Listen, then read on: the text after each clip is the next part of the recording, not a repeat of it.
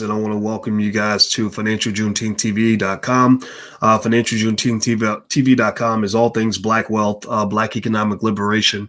We talk about Black wealth and Black financial security and things like that because we believe that wealth is the one thing that will make the difference for Black people. They want to talk about social justice. That matters, but wealth is related to social justice. They want to talk about everything going on from vaccines to everything else, but I'm telling you, it's the economics that's driving everything. That's why they won't talk about the economics, because they know that when you get your economic life right, they can't control you anymore. They won't own you anymore. So that's why they'll talk about giving you jobs, but won't talk about you owning businesses. That's why they'll talk about you getting better schools, but won't give you the funding to open your own schools. That's why they'll talk about all the social things they can do for you, but won't talk about the economic things for you. So I think it's very important for all intelligent Black people to understand how the game is being played and that they're playing you like a sucker if you're not a critical thinker. A Black person in America must be a critical thinker in order for them to be successful. In order for you to get through the nonsense, you got to be a critical thinker. So critical thinkers read books like Powernomics, etc. And by the way, for those of you that are in the Powernomics Masterclass, Dr. Anderson's not feeling well this week, but we're going to have some sessions next week. So just keep checking your email. And those of you who are interested, you can go to powernomicsmasterclass.com. That's powernomicsmasterclass.com. So do me a favor, hit the thumbs up button, hit the share button, hit the subscribe button if you haven't done it yet. I want to do a Black wealth confession. Black wealth confessions are where I ask people to tell me their stories. Tell me what your financial situation is. Tell me what you're working with. Tell me what you're going through. Tell me what you're dealing with.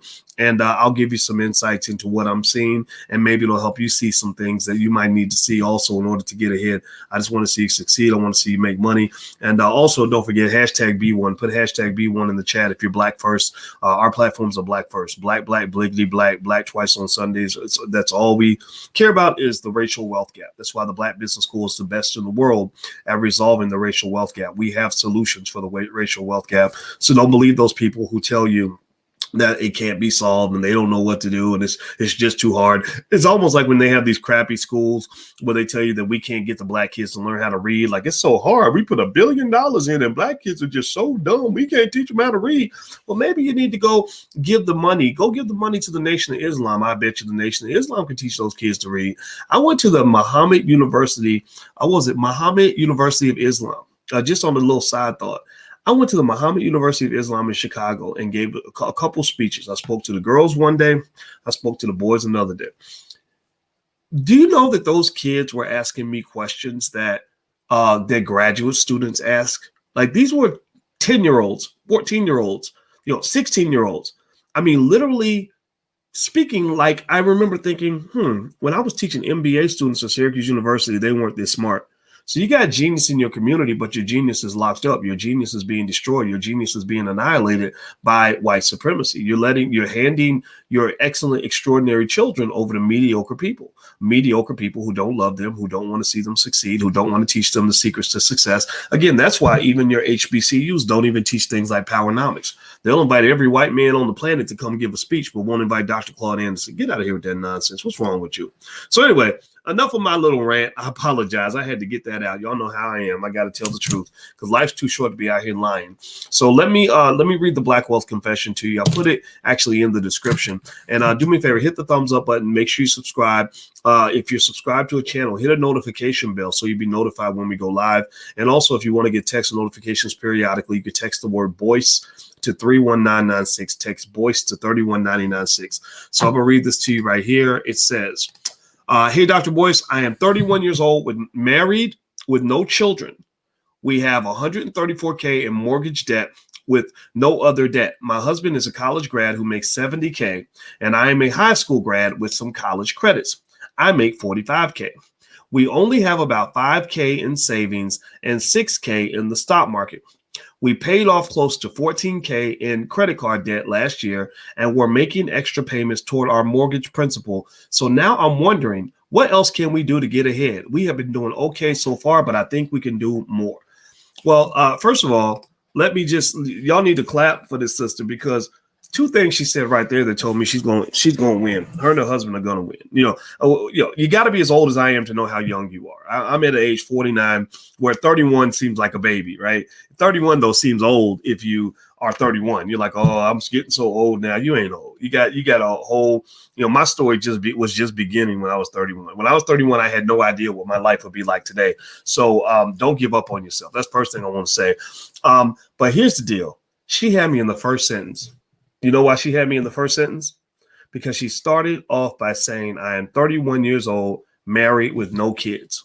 31 years old, married with no kids. Now, this is not anti-kids, and this is not pro or against marriage. There's many reasons why people choose not to get married or get divorced and everything else. I'm not judging any of that. But what I am going to say is when she said that, I said, okay, we can get to work.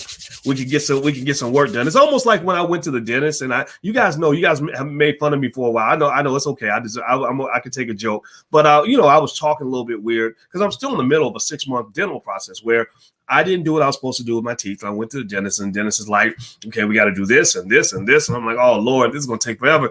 And she said, but we got something to work with because you have very good bone in your jaw. Your jaw bones are very good, very strong. So we can put in the implants and blah, blah, blah. We got something to work with.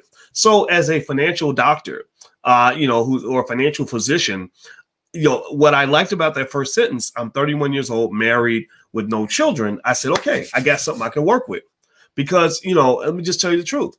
Working with a 31-year-old married woman with no kids is very different from working with a 40-year-old unmarried person who's got 3 children that they can't take care of, right? Male or female, right? So I'm not judging. I mean, all of us are in different situations, but what I'm going to say, especially to the young people, is every step you take, you got to think about how that's going to play out, because if you don't think about that, then you can box yourself in to the point where you don't have options anymore. I was talking to the 17-year-old in our house, and I said, man, you got your whole life ahead of you, and you got all the options in the world. Anything you want to do is right there in front of you, but you got to think through every step or you're going to box yourself in.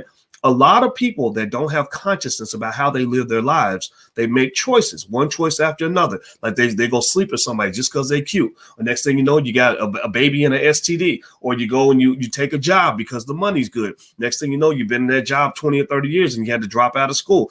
You go and you decide you want to pursue a certain career. Next thing you know, you hate your life, right?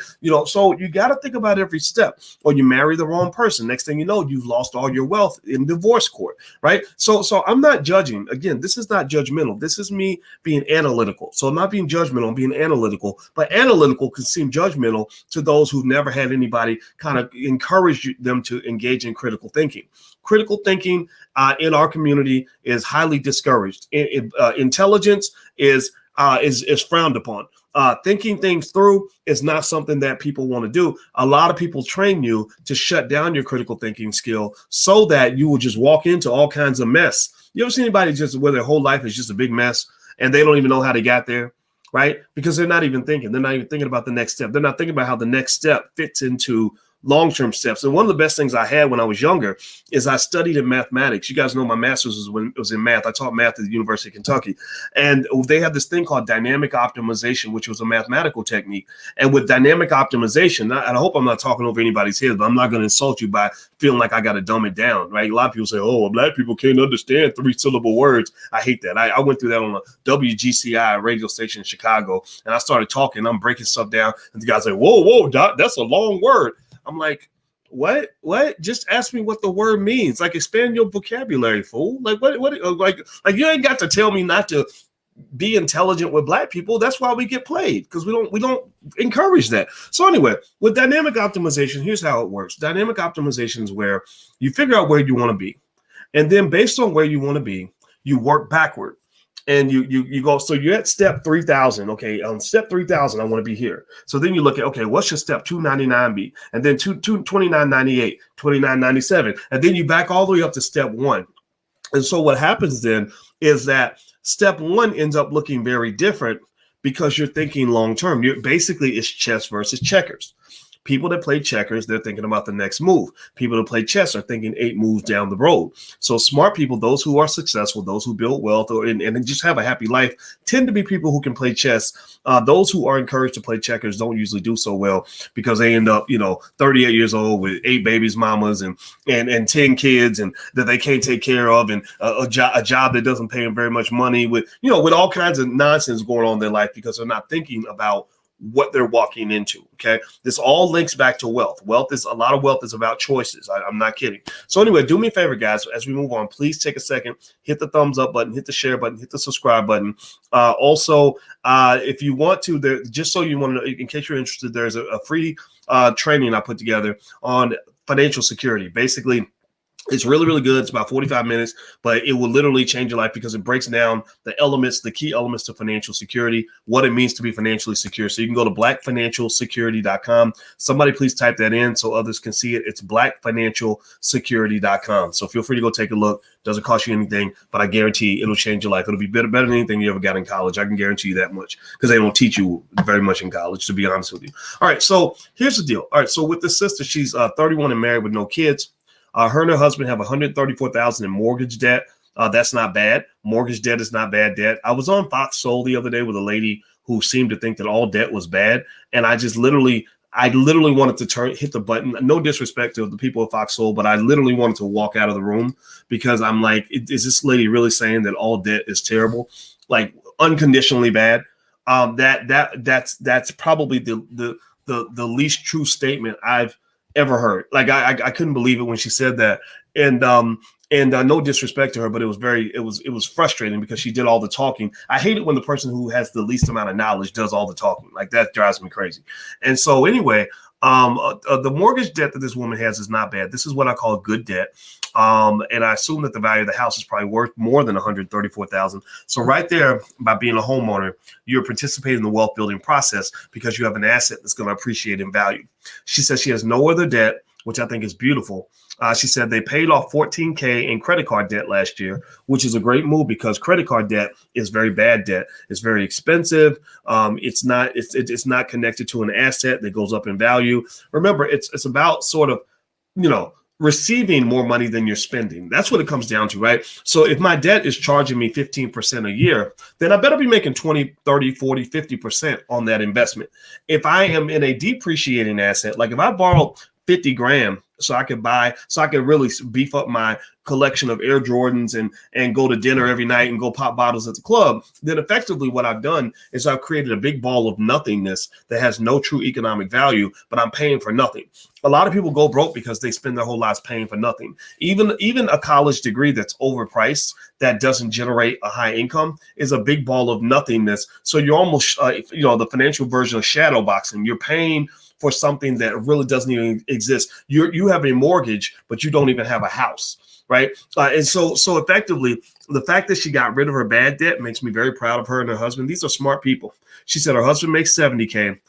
Excuse me, she makes $45,000. That's another important piece. The fact that she's been able to get married and stay married is a critical aspect of wealth. Wealth and family are deeply connected. That's why sometimes you guys will see me talking about, some relationship type stuff, and people will say, why are you talking about that? Well, because wealth and family are connected. People that can get married and stay married have higher net worth than people who can't stay married or can't stay in relationships. And why is that important? Well, because when you untangle a marriage is a contract.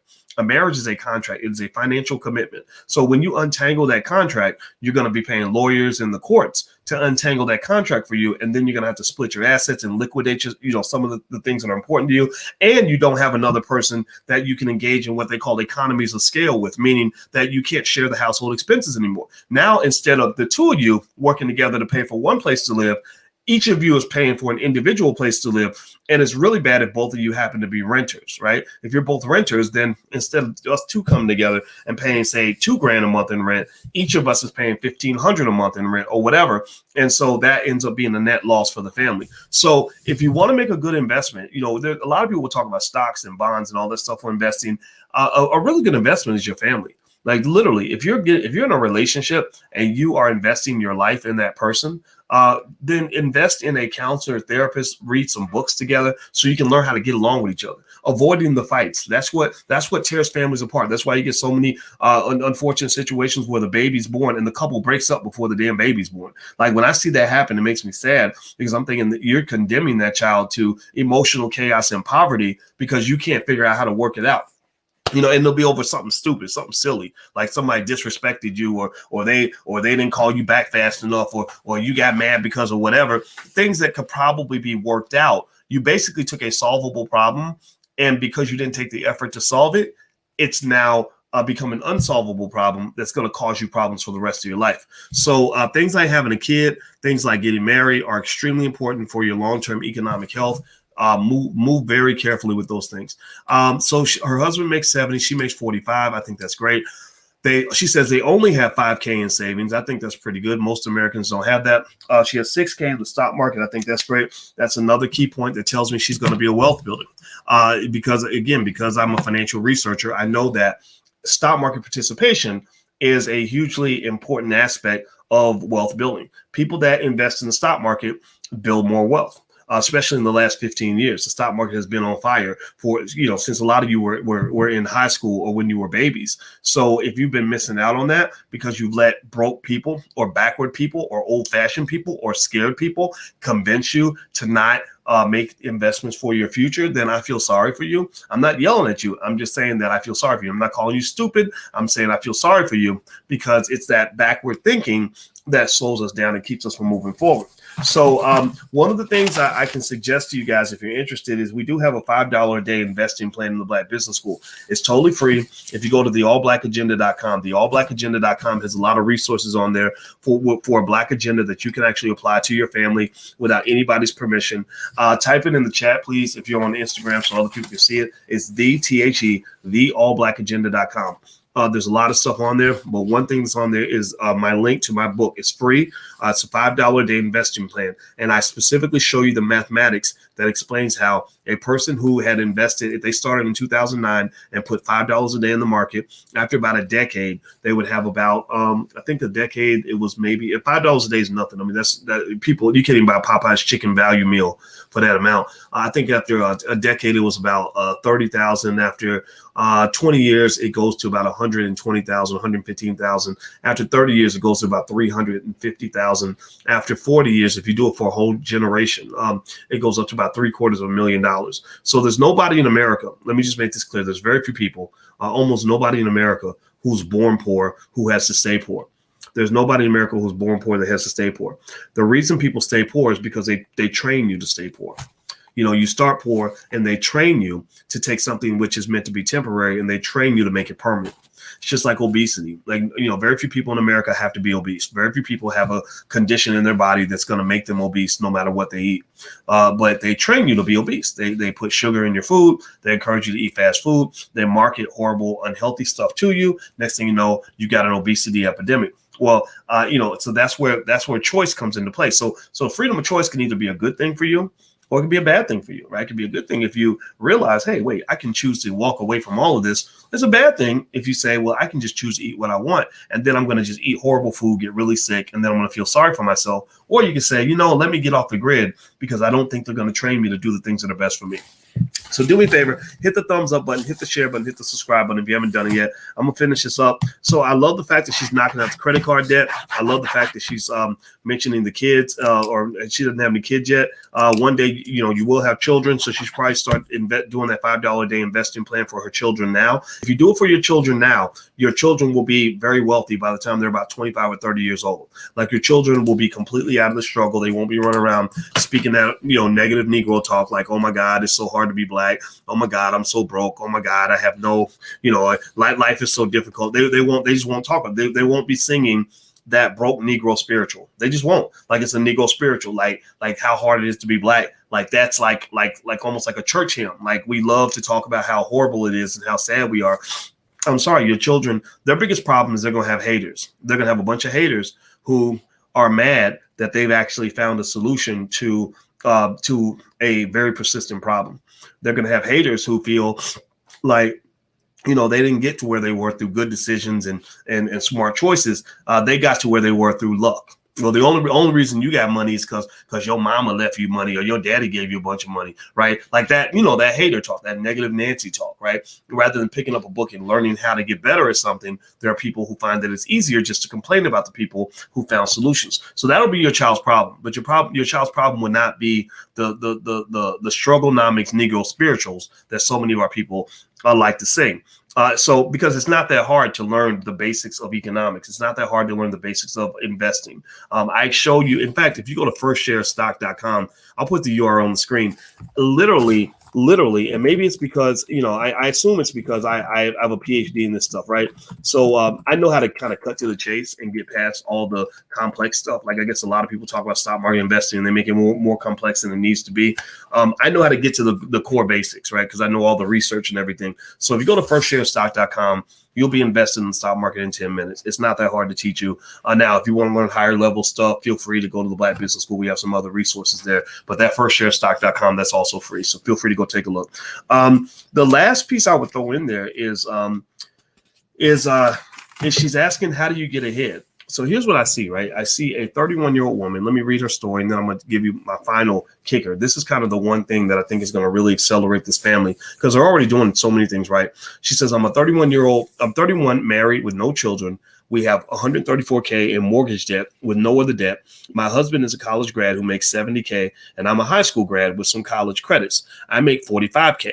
We only have about $5K in savings, $6K in the stock market. We paid off close to $14K in credit card debt last year, and we're making extra payments toward our mortgage principal. So now, let's see. So now I'm wondering, what else can I do to get ahead? We have been doing okay so far, but I think we can do more. So accelerating the mortgage payments on your house is great if your goal is to accelerate your wealth by being a homeowner.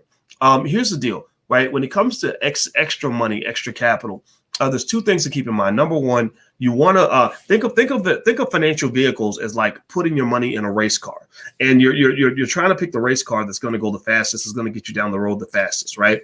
So you can put your money in the real estate race car, which will go a certain speed. You can put your money into the pay the credit card debt down race car, that which will give you a certain speed. You can put it in the student loan race car, right? Because if I'm paying off student loans, I don't have to pay that interest anymore, so I'm saving money on that. But then you can also put your money in the stock market race car, which may generate extremely high returns as well. But then you've also got the entrepreneurship race car, right? The entrepreneurship race car is one that I really like, especially if you have a passion and you are a person that maybe takes a class on how to start a business that allows you to monetize your passion. There are billions of people, millions at least, who are monetizing their passion in a way that it allows them to accelerate their income. So even a 10%, 20% bump in your income can broadly widen your financial options and your acceleration options, right? A lot of people think that, when you're talking about building wealth and investing, you have to work with what you got and you slicing little pieces of the pie up so you can, make certain moves, but you can also increase the size of the pie. That's what I'm saying, right? So never underestimate the power of a really cool side hustle. I think that if you have an investment group, I believe everybody should join investment clubs. I believe that you should have family business meetings on a regular basis. I meet with my family every Sunday, and all we talk about is what we're doing in business, and we help each other out. We help each other come up with ideas. We'll say, oh, well, if you sell this, then you can also make money selling that, right? And little things like that. And the thing is, you will be stunned at how one little idea can change everything. One little idea can get your income where I know a lady who I'd worked with actually, and a year and a half ago, her business wasn't making any money, and we worked on a couple of things. We talked about a couple of things, and literally, she announced recently that she made, I think, over $60,000 or $70,000 in a day, right? It's something crazy like that, and it was fascinating because I remember when she told me I wasn't making any money with this at all. And it's like sort of figuring out that little switch, like, okay, what's the little switch that's going to make the difference? Now, maybe you won't make that level of money, but what if you made an extra $500 a day?